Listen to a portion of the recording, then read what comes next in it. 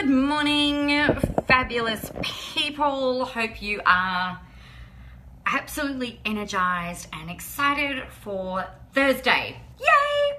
So the thing that I thought was super interesting that I wanted to share with you is the fact that not very many people know or appreciate the understanding and the power of sharing stories. So as you know, I was in a retreat last week. I can't believe it's a week ago already. It's completely ridiculous.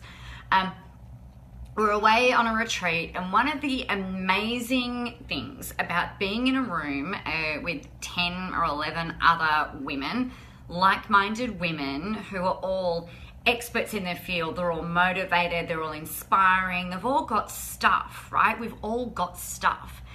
The big thing that really impressed me the most was their ability and their willingness to share their stories. Good morning, Tamara. And it kind of got me thinking, right? I ran this think tank, I've banged on about that a lot. I ran a think tank on Friday for them, and we were talking about how to use social media, talking about how to use digital marketing, talking about the power of building relationships. So if you think for a second about when you meet somebody new, right? It might be at networking, it might be whenever.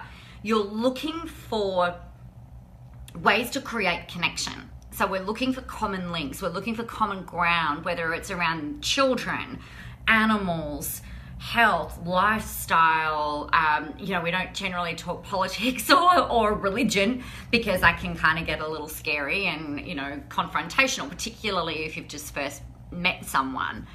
So we look for different ways of creating connection. Now, we don't have so much of an ability to be able to have this literally like Tamara's on right now, we're not conversing, I'm not saying something, then you're saying, we're not having this to and fro kind of conversation the way that we tend to in person.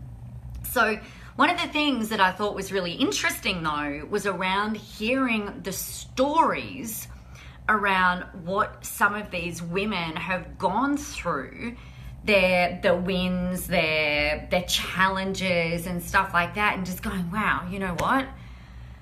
They're so much like me, or I'm so much like them, or I want to be like them when I grow up, or whatever the case might be. So it's in the story, and it's often within the vulnerability that people can connect and engage and kind of get to know you on a deeper level than just the thing that you do. Now, I know that I've spoken about this in various different ways, shapes and forms over time, but the big thing that I really wanted to share with you today is a structure that you can work through, and it will live inside your brain from now until forever, unless you want to put it on a really, bright pink post-it note and put it up around the place, right? So what I want you to think about is think about your audience, okay?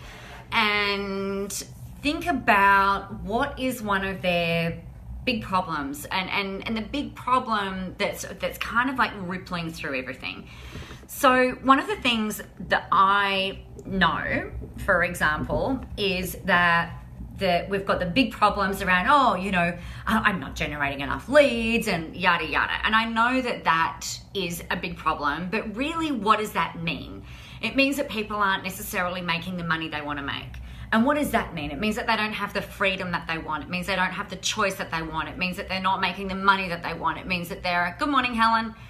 It means that they don't have the choice, the freedom, the time, the money, the energy to be able to do more of what it is that they want.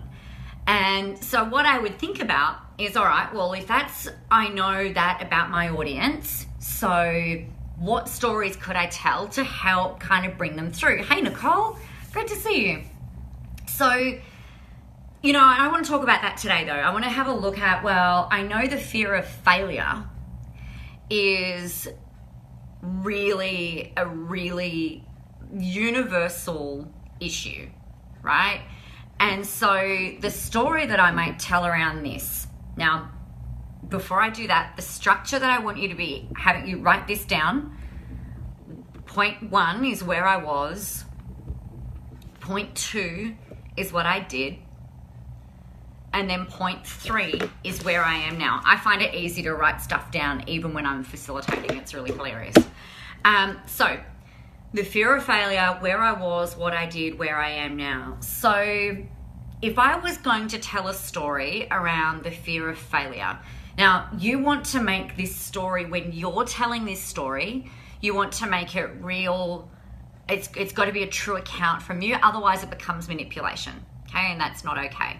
So if you don't have a story around, let's say it's a fear of failure, and you know that your people have got a really strong fear around that, then talk about one of your clients perhaps that you've worked with who has that as the underlying thing that you've been able to work them through. Okay, so it's got to be a true story, either about you or someone else that you know. Doesn't just have to be a client. It might be a good friend of yours. So if I was telling a story around the fear of failure, and I look at what the most recent one is for me, I'd be going, well, I've had a really rough 2 years, right? Where I was, so this is the section that we're in. I'd be talking about, I basically turned the majority of me showing up online, I kind of turned that off. I just let skeleton stuff go up. I was in a place where I'd had to spend, I chose to spend a couple of years really, really helping my daughter, not traveling and running my business in the way that I wanted to, in order for me to be able to really do what it was that I needed to do for her. And one of the big things with making the decision to kind of go, all right, you know what, I'm back, this is what I want, this is how I want to do it, was just like the underlying thing for me was, what if I can't make this work again? What if it never gets back to being $1 million a year that I was doing a couple of years ago? What if it never gets back to being where I was that I wanted? What if people don't like me anymore? What if all these people, like all these new business owners and all these new marketers and all these new coaches and everything, you know, what if I can't make it work? And a lot of that is around this fear of failure, fear of not being good enough and things not working, right? And I had a lot of things that I had to work through. So I'm stepping into the what I did section in here. So what I decided to do was really sit down and make some decisions around, what the heck do I want? You know, if I had $1 million in my bank account right now, what would I want to be doing? And what would that look like? Who do I want to be doing it with? Number one, like the decisions that I came about and the things that I worked out is like, there is no freaking way that I could retire, even if I had $1 million in the bank, because I'd go fucking crazy. I get bored. Like I taught myself how to build websites when I was on maternity leave. I created a new business when I was on maternity leave because I was going batshit crazy. So what I did was I looked at, okay, so if take out the fear of failure, you know, what can I do? What do I want to do? And I made the choice and the decision to just go, well, you know what, let's just have fun. Let's take that pressure off and just see what happens. Because I'm a firm believer, I'm an eternal optimist. I know that anything that happens is for the right reason, even if it's uncomfortable, even if it hurts, right? So I made those decisions, what I did. I made those decisions to just push forward and do what I wanted to do in a way that I wanted to be able to do it. And do I still have self-doubt? Fuck yeah, I'm human. Do I still get scared? Yes. Do I still worry that it's not going to work, or that my revenue is not going to increase? Yes. But really, from where I am now, okay, so I'm stepping into that third section. Where I am now, there are still days where that can become a little bit overwhelming. But I know that I'm going to keep moving forward. I made those choices, those decisions, and I'm having more fun than ever. I've got more engagement than ever. I'm generating more inquiries than ever. You know, things are moving forward.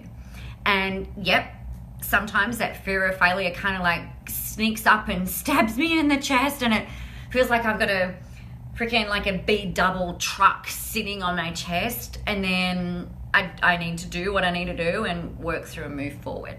Okay, so the next thing that I would do in this structure, write this down, is what you can do right now. So what's one thing that you can do right now? And this is what you need to share with your audience. So just to recap, the story structure is where I was, what I did, where I am now, and then the one thing you can do today to make this easier for you, or to get this implemented, or to take one step forward, right? Whatever it might be.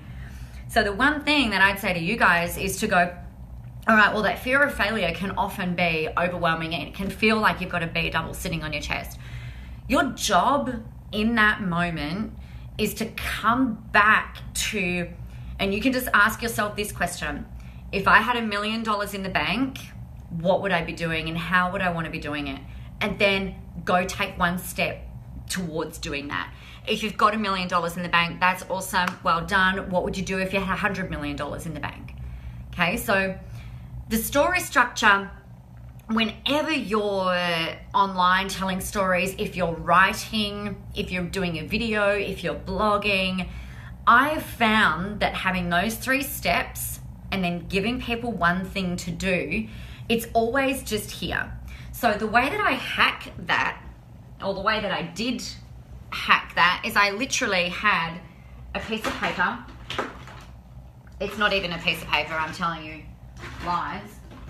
That would be a Post-it note. And what I write on here,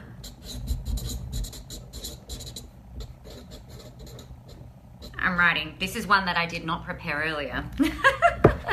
Now this might be mirrored. So I just take that off, and I've got where I was, what I did, where I am now, and what's one step that I can share in order to help people move forward. And then I stick that, look, like I'm the Post-it note queen. So that would usually go here, right? If that's what I wanted to be thinking about and focusing on. And if I'm like, right, well, that's, like I've got to make sure that I'm telling stories in every single thing, it would go here. Or I'd put it up here, or I have it or on my little laptop, like have it there. So that way it's always top of mind until it becomes ingrained. All right, because once it's ingrained, once you've got those neural pathways there, that's not very good lighting, Nicola. Let's try that again. It's a bit better. So once it's ingrained and it becomes almost like muscle memory, right? So until you've got that there, put your Post-it notes around the place and use it as the hacks. That's actually something that I do for pretty much everything. If I'm learning something new, I'll make sure that I've got the visual cues. Like, I'm so visual. I need to have that reminder there. So I hope that helps. If you have questions about this, let me know. Has this made sense, guys? I can't actually see who is still on. I'm not sure, Helen, if you're still on. Tamara, you on? Nicole. Just let me know if this is making sense, please, fabulous friends and people. Because if it's not, I have to think about a different way to explain it. You can just see that somebody else has joined us live as well, but I can't see your name. It's so weird. Don't really understand why that is. You know, there was this time where I used to be able to see all of the names come on, and what I would do is say hey to everybody, and where we are now is that we can't see all the people coming on, and it's really weird and awkward. Oh, awesome, Helen. Thank you for letting me know. Tamara, so helpful, and I'm always here. Oh, you're a legend.